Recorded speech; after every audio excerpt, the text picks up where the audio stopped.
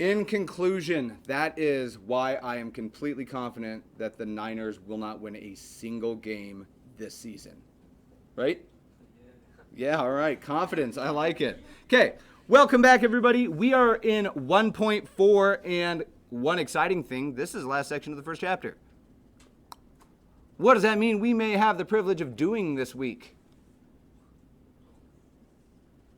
Yeah, some sort of assessment. Whether it's a quiz or a test, an individual or team, will work out. Like, I'm not super stressed about it. But this is all just the intro stuff. We haven't even started our kinematics ideas of how do we actually do the math with this movement and all of that stuff. But possibly tomorrow, depending on how quickly this goes. So 1.4, Chapter 1, Section 4, we are going to be looking at graphing our data. Now, to begin with, I do outline this a little bit differently than your text does. So those of you that might use your textbook, my units will be, or my, is that in here? I couldn't tell. Sounded kind of epic, but who knows. Okay, graphing data is going to be a little bit different. So first and foremost, one of the things that we need to do while we're conducting experiments and collecting data and all that stuff is it's important that we are able to identify our variables. Now, because this word shows up so frequently in our class and in fact all math classes, I default to a shorthand that shows up on your calculator. On your TI-84s, if you look at them, you will see that there's a button that says vars.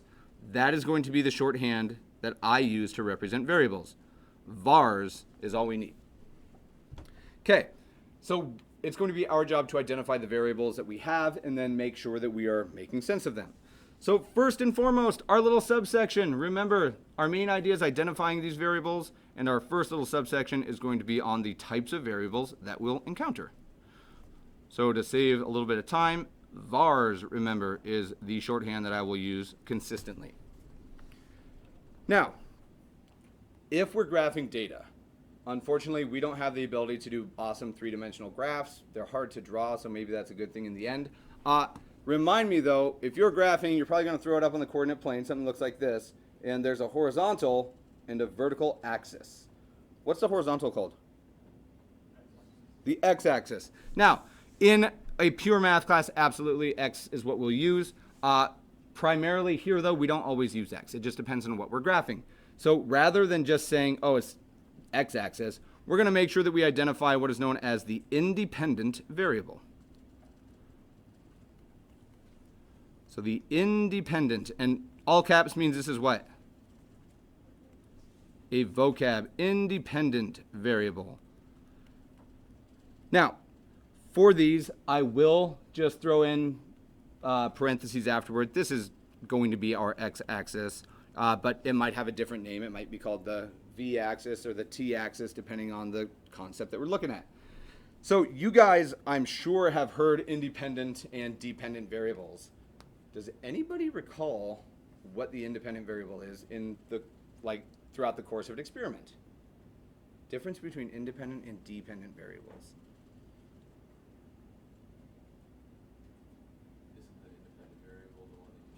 The one that we change or the one that does change. So if I were to think about time versus distance, the time that flows, right, dictates how far distance you've traveled.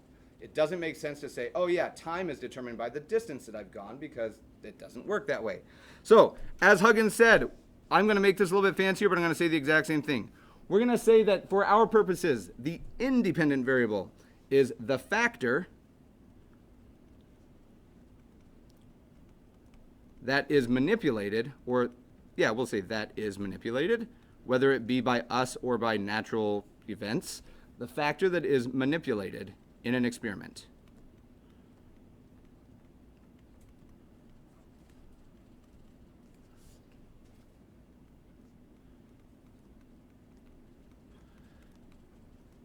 Okay, the thing that we change, and the good news is that we'll only ever have one independent variable at a time, because if we start changing a bunch of different stuff, it might lead us down a path where we come to a conclusion that's not really linked with the data we've collected. So I can't tell you that it's always going to be exactly these, but as I think about an EG or a quick example of really common independent variables, time is often going to be our independent variable, which we would just use t for time. Measured in what in SI units? Seconds. Okay, other situations though, it may be something like speed or velocity, and it depends on the situation, because oftentimes velocity could instead be the y-axis. It just depends on what you're looking at. Other things that we might change in an experiment, we could easily change the temperature, but keep in mind that there could be an experiment where something that we change changes the temperature as well. So like, have to use these aren't exact, but they're common. All right, so we have our lovely x-axis known as the independent variable. Awesome, piece of cake. If we had independent variable way out on a line, what else might we have? Bet. With confidence, I loudly heard dependent. So let's knock that one out real quick too. So we have independent variables and we have dependent variables. It depends on the change in the first one. So dependent.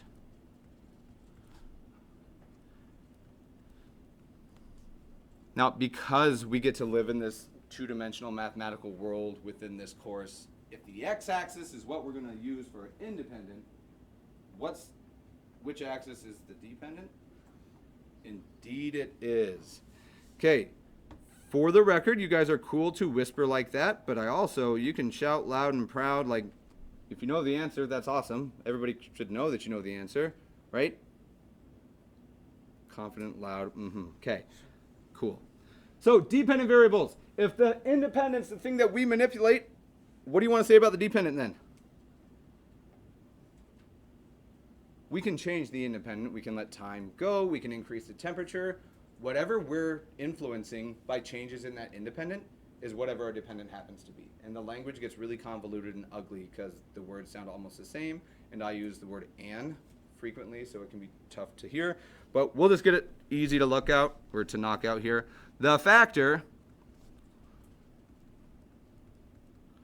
influenced, or you could say changed if you would rather, but it's a factor influenced or changed by manipulating independent. And if I use this ind var, is it a stretch to say what that's short for?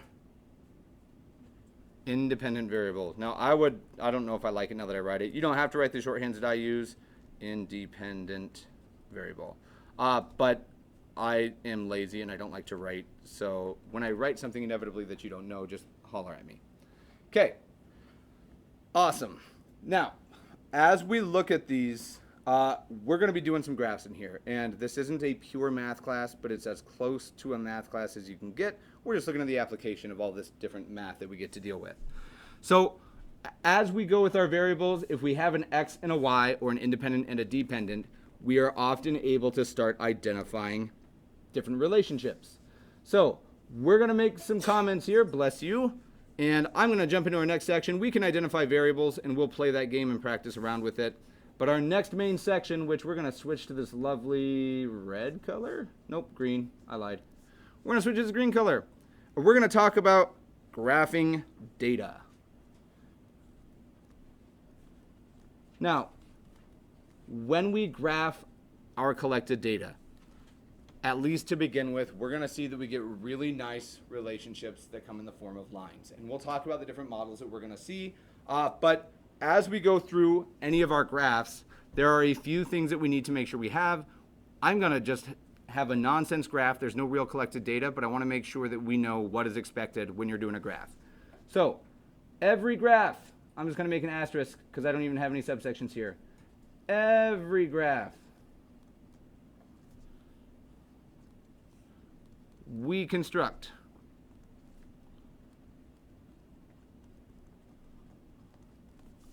must have, and I'm going to use a colon here, and we're going to look at it. And I need your input on how you want to write all these things down. So I say I'm going to give you a second to catch up, and then I start talking immediately. I'll try to avoid that. When we look at making these graphs, what I have on my notes and the way that I presented it to myself as I was making sure I could summarize it is I just have a picture with every key feature identified. Should we have like a small list though, so that you don't have to try to pick out what's meaningful on the picture and then look at the picture and see that we can make it work? Or do you just want the picture? List of things to include, and then a picture, or just the picture of the graph that has everything we need? Okay, so I heard both. If you don't want to write the list, do you have to? No, because I'm never going to require that you take like every single note that I write down. So, when we're graphing data, can you give me one thing that we should probably have? So I'm going to skip down, and I'll write my list here. But let's say we're working on this graph. Now, for at least the beginning, primarily we are going to be working in this positive quadrant. It won't always be the case. But let's say I just have this graph, and maybe I'm going to sneak in this crazy thing here just so we can talk about it. You won't always need this one. But if you see this on a graph, what does that mean? That little wonky thing along either axis. If I started collecting data and I say when I plugged in 0, I got 500, and when I plugged in 1, I got 600, do you really want like 500 units of blank space on your graph? This is our workaround. I don't know what I would call it. I don't know its name. That'd be an interesting or not interesting question or answer. But I know that just tells me there's a skip happening along that axis.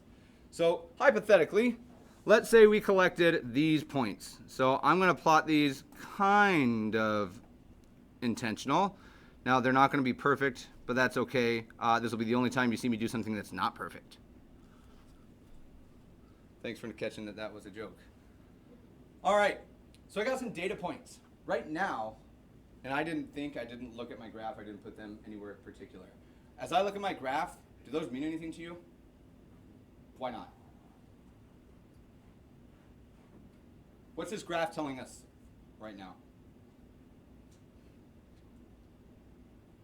Right? Like, I agree with you, nothing. To express this context, there's a few things that we need to make sure that we add. We should need to name our graph. Like, we have to have a title of some sort. So I'm going to put that here. We must have, and there's one, we need a title. So check it out. This is, I'm going to make this one up. Time in class, and we'll say time in physics because that's where we are, verse fun. There's our lovely title. This is time in physics class verse fun. Now, you're going to see that language show up really commonly. Not so much the time in physics class versus fun, because this isn't really a objective measurement or graph, but we can think about it. Time in physics versus fun. Just real quick, let's all just agree what this is telling me.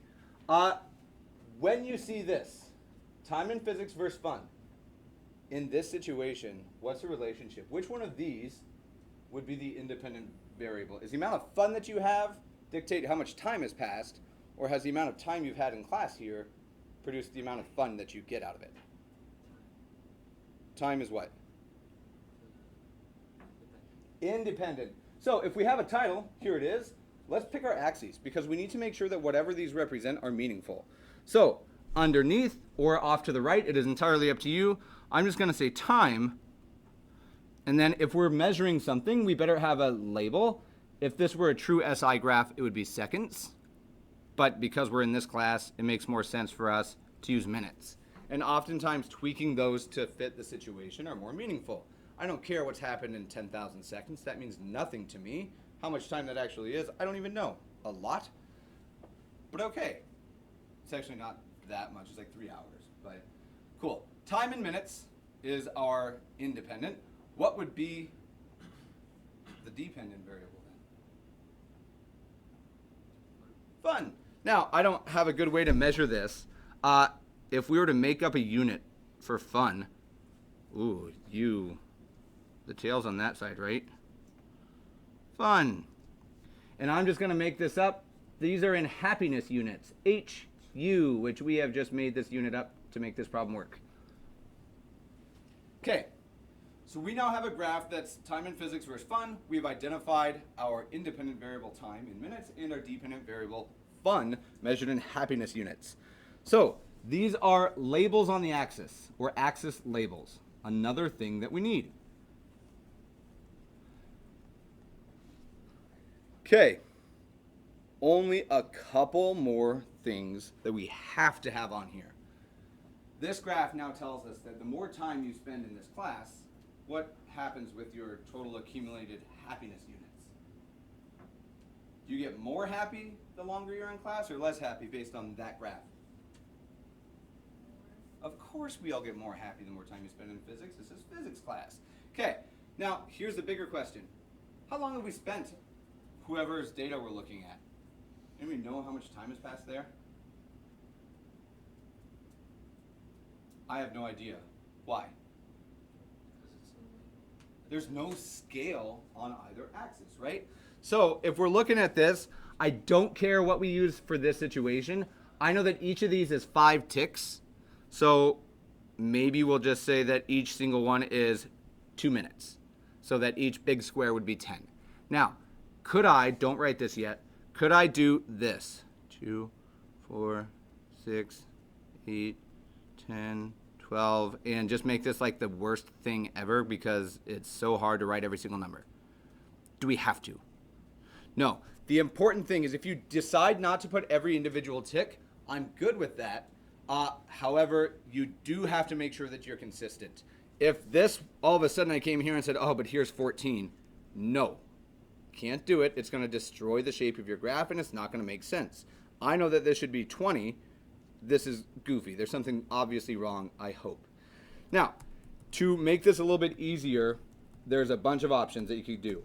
If you're using graph paper, which anytime we're graphing stuff, I will provide you with a graph or graph paper itself, where would you put the ticks? Like I can already see that there's ticks on it because it's a graph page. What is this? So it could be 5 if we did it 1 minute at a time, or we could make it 2 minutes at a time. It doesn't matter to me as long as you're consistent with it. Without doing any other work, if I know that there's 5 little ticks all the way up from here at the origin, which will, there it is. If I know that this is a distance of 10, is it reasonable to think that we can conclude that this distance was 2 minutes? I hope so. If it's not reasonable for you, I would encourage you to make sure add then that first tick is representing 2 minutes, and every subsequent tick will be the same. Okay, so we need axis labels, got it. Title, got it. We need, oh man, what did I call it a second ago? Scale, love it, thank you. I was at a loss for that one. We need scales on both axes. Now, happiness units, I don't know what they would actually be measured in, but to highlight the reason for this, let's say that we started right here and said there's 100 of them. Now, by just putting a single tick on this page, did it tell me anything? Do you know, like I have no idea how much one tick is worth on my graph because we did this whole little skip. Which means if I want to make sure it's clear, if this is 100, 200, 300, 400, and it's kind of annoying to be honest, but I'm okay. If we just have 2 of them, it at least gives me a chance to work out my scale. Every tick along the y-axis here, then on my dependent axis, is 100 happiness units. All right, so we have the scale, the title, the labels. We're doing pretty well. This one, I'm gonna be a little bit more flexible on. But at least for now, because when we start time, and this is a weird idea, if I were to take a measurement right before my experiment started, what time are we at? Wouldn't be negative. It could be, depending on how you set it up. I wouldn't make it negative. The very instant, right as I'm starting, like I'm about to hit start on a stopwatch, right before I pause time and I look at it, what's it say? What would time on the stopwatch be? No time has passed yet.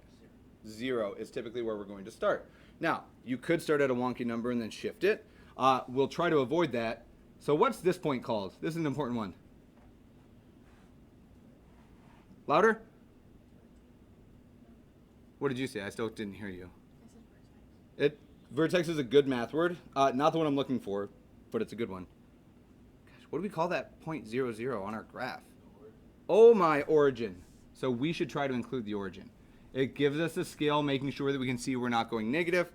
And then this last one, I'm not going to bother to write down on the list, but we will see it in the picture. Right now, my data is kind of annoying. And it's possible that it's not perfect because as hard as we try, we're usually not going to be perfect. Does it look like there's a single straight line that goes through all those points to you? So I got a nod of approval. I'm just going to try because I can straight edge this. Here we go. No, I can hit those two, but no, I can't. Can I hit these? No. Now, this one, without making it like an ugly definition, is there a line that you think best represents that data? Like, could I draw a line that is close to fitting all of it? Now, here's where it gets weird, and this is more of an Algebra 1 idea. You guys probably remember using lines of fit or lines of best fit if you use a fancy calculator. We're not going to go in and use the fancy calculator stuff today. If we have big calculations, especially for this sort of thing, there's an easy way to do this on Excel or Google Sheets, and I'll make sure that we all have the ability to do it. So I'm going to draw one, and here's where it always gets weird in algebra when you learn this for the first time. My goal is to try to make it so roughly the same number of points are above the line as below it, right? Like, that's a good steadfast rule. Don't draw this one yet. Inevitably, in an Algebra 1 course, somebody go, okay, no problem. Boom, look at that. 3 above, 3 below. That line is awesome, right? No, without defining it, can we agree that that line does not fit the data? If I want it to actually fit the data, and I'm not going to be super precise, and we all won't have the same number, do you agree that that one looks pretty close? Okay, so I'm going to put this on here. We're going to have what is known as, I'll switch back to green.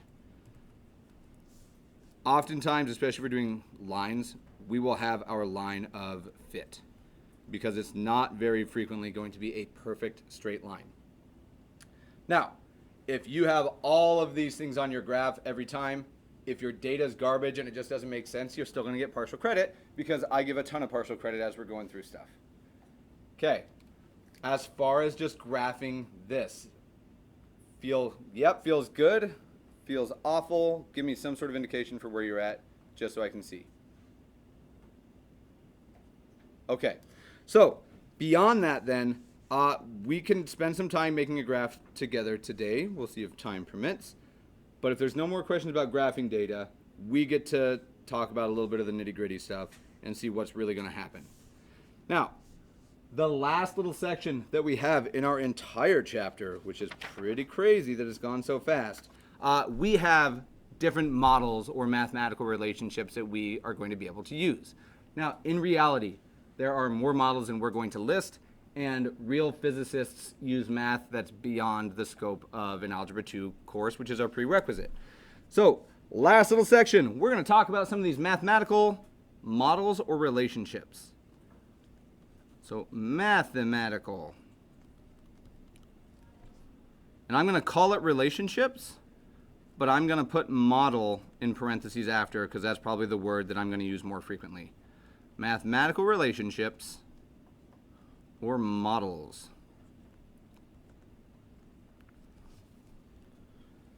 Okay. Now, we're not going to start at the very bottom of the list because there do exist relationships that are just constant. It's just a line that looks straight like this, and that's kind of uninteresting because nothing changes. Okay, we're going to step up one parent higher than that, which don't stress the language parent functions. You may or may not remember from algebra. It's okay if you don't. Okay, first parent functions that we're going to look at are our linear models, and I'm going to write that as a vocab, a linear model.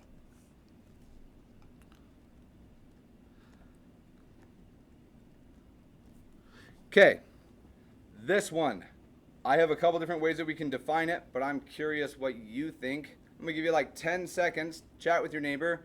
How would you describe linear graphically? Give you 10 seconds, chat with your neighbor. I'm gonna call in somebody random. Calculator will help.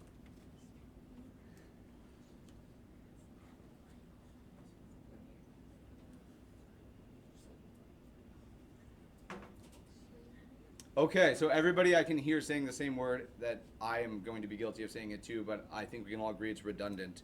Number 11. Ooh, we might not have 11 today. Kalisha. Wrong. All right, 7. Barsega. What is a linear model? Oh, that's not what I was expecting, but I love it. If you didn't hear, y equals mx plus b. Love it, love it, love it. That's not what I'm going to write yet. I heard one word that everybody was saying. I I can't tell where I'm covering up. What's the root word of linear? Line. Now everybody, how many of you said straight line? Okay, love it. I say the same thing. You're being redundant. Draw me a line that's not straight. You can't, right? Lines are straight. I get it. Like, it's just something that, I don't know, I think about it every time I say that. I'm just going to say a line. Now, there's a few different ways we can talk about this. Linear models, a line. Easy. Now, alternatively, and this is just a more fancy language, which we will see, there's a lot of different words that we can use when we're talking about a model. But if we're looking at y equals mx plus b, which is a really common one, and we'll write that down here in a second, what we'll say is direct variation, or y varies directly.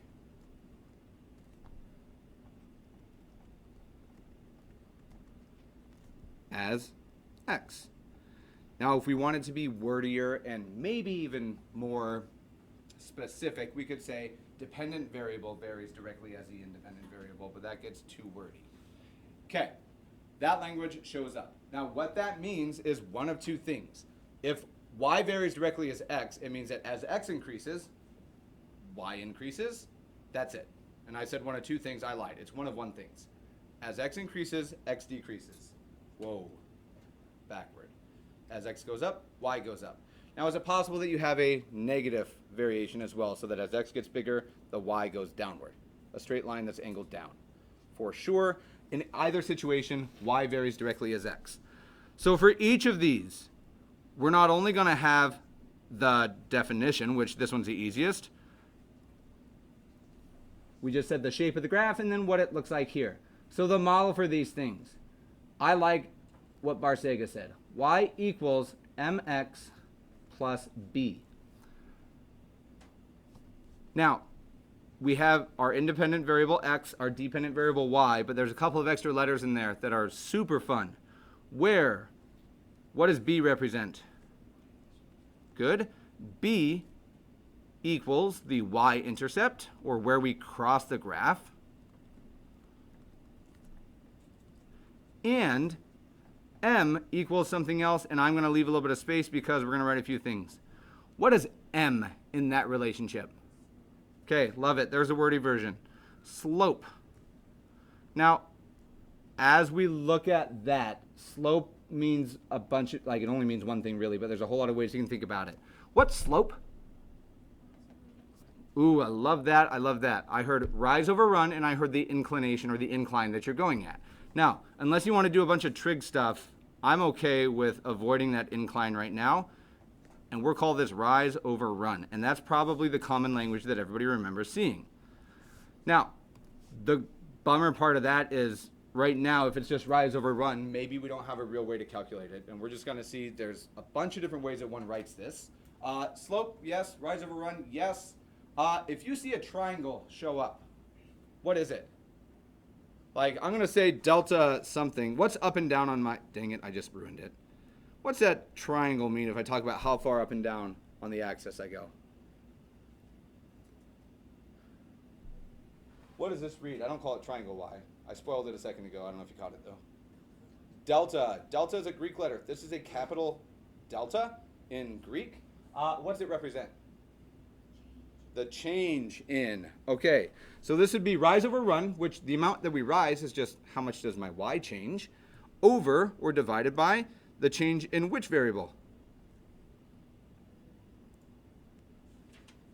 Good. I think I heard it quietly whispered by Riley. I think, right? Okay, cool. Awesome. Okay, last little piece. The order that you calculate your rise and your run, or your delta y and delta x, doesn't matter to me, as long as you're consistent and you stay consistent. Naturally, if you have two y values, y1 and y2, it's pretty common to do y2 minus y1. That's the most natural way. Could we do it y1 minus y2 though? Yeah, you absolutely can, and as long as we're consistent with it. So when we write this out, it is up to you if you want to write both of them, but hypothetically, let's say we've committed, we did y sub 2, which I'll just call y2, and y sub 1, or y1, and I hate the way that looks, so I'm going to fix it. Y sub 2 minus y sub 1 divided by, what should it be in the x if that's the order that we pick in the numerator? x sub 2 minus x sub 1. Now, this one, entirely up to you. I'm going to do one more, though. Maybe my slope or maybe it was decreasing as I went up the x-axis, and I wanted to make sure I had a positive number upstairs in the numerator. That's allowed. What do I have to change about it, though, Fern? Yeah, so if we change the numerator to be y1 minus y2, the denominator must follow, x1 minus x2. The order doesn't matter. Whichever one you want to go with, stay consistent, and you'll be golden. Okay. Now, I'm going to say it in here. The slope is a weird idea in a physics course because in math, it literally just means rise over run. When we're talking about a scale, though, because we have labels and units on our axes, you need to include it. We're really looking at our rates of change. This per this. Miles per hour is an example of a rate of change. Okay, time is the hour, and speed is, or distance up top, and all of a sudden, slope isn't just that. It has a very particular meaning within the context. Hoofda. All right, linear models. Cool, cool? Bad, bad. All right. Well, what's next? Linear is pretty cool. That's fine. We're going to bump it up, though. What's more fun than a linear model? Ooh, say it again. Nonlinear, that is a perfect answer. You're right. There's going to be a bunch of nonlinear models that we're going to look at. And I'm just going to highlight a few of these, and this is where it's a little bit different than the book there, Barsega. I'm going to jump right to our first nonlinear that we'll talk about, our quadratic. Now, fancy math word. Turns out that this quadratic model is really all that we need to do some pretty big physics with the understanding that air resistance isn't something that we're going to deal with in here. So a quadratic model.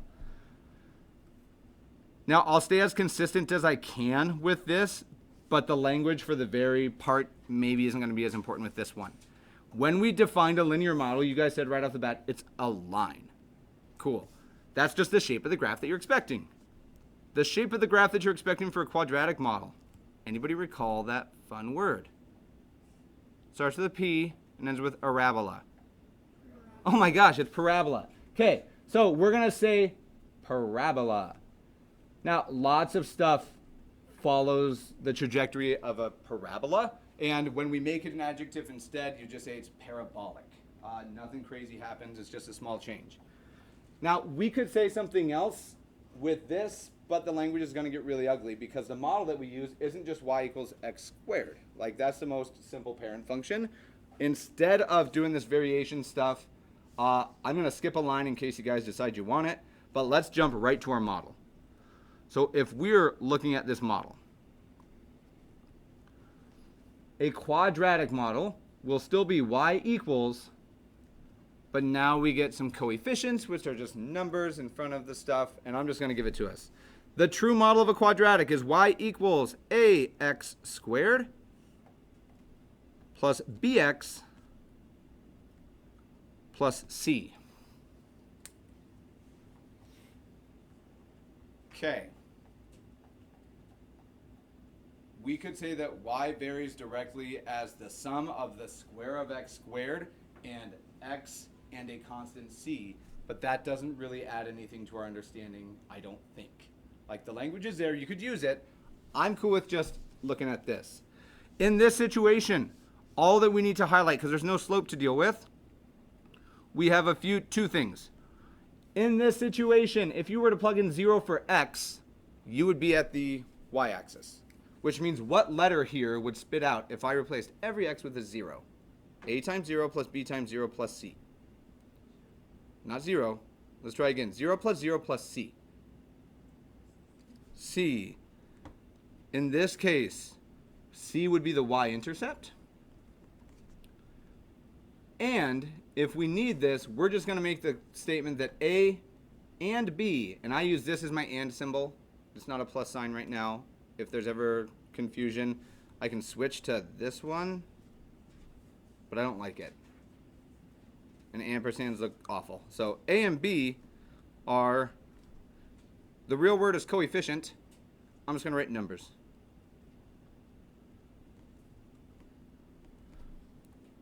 Okay, linear models, pretty common.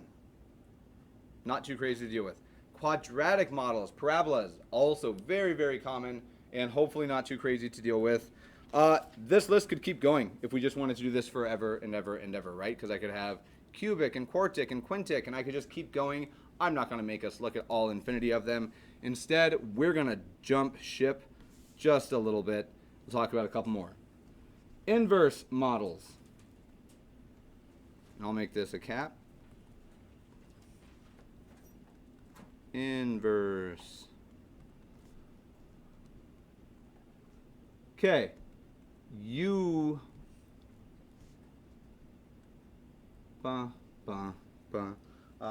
right where my head went on that. Inverse models, you will not recognize the name. I know what a line is. I know what a parabola is. Maybe somebody will. Anybody remember what the shape of an inverse model is going to wind up looking like? So I'll sketch it in red. You don't have to sketch it. But let's see here. I know that a line is just this. Boom, there's a line. Easy. I know a parabola, whether it's up or down, depending on concavity, is going to look something like that. If I had instead a graph that looked like this. Anybody remember that shape? Okay. And that's kind of what I was expecting.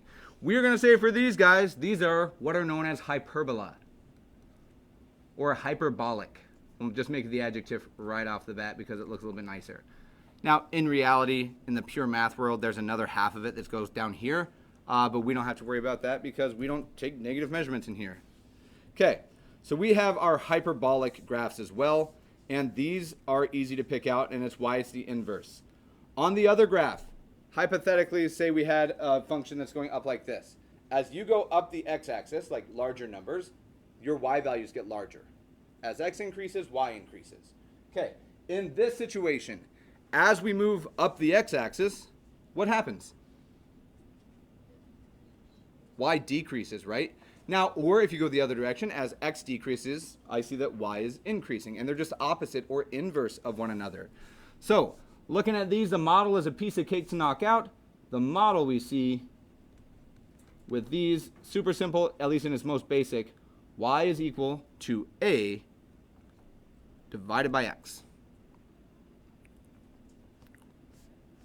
And then if it helps, and this will be the last thing I think we're not going to have a chance to finish today, as x increases,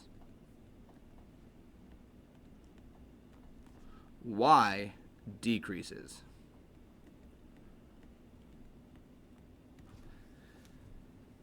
All right. Now it could be vice versa, which normally we won't decrease on x. And then tomorrow, I'm not going to give you guys homework tonight. I think I could reasonably, but I want to make sure that we're all on the same page because maybe you guys don't love graphing. Just so I remember where we're going to start, and you guys can remind me if I forget. Tomorrow, our last section, we have linear, quadratic, and inverse. And then there's like a ton more that we could talk about. So we'll just make sure that we have a nice honorable mention to some of those others that hopefully we get to use a little bit, but won't show up as frequently. Okay. So we're almost at the end of the section, end of the chapter. We have like 5 to 10 minutes worth of writing stuff tomorrow. Think this evening about what you want the assessment to look like for this. If this is super easy stuff and you're comfortable with everything that we've done, I'll tell you, I think it would make sense to do an independent test because I always weight those heavier. On this first chapter, an independent test on this stuff is probably going to be the easiest test you have all year, which would give you a little bit of a buffer in case you bomb future subsequent tests. But we could also do a team test or make it a quiz. We'll take a vote on that tomorrow. We'll come to class. We'll do some graphs and data stuff tomorrow, and then we'll see how our assessment's going to look later in the week. Awesome. Appreciate you guys. If you want to start packing up, we got about 7 seconds.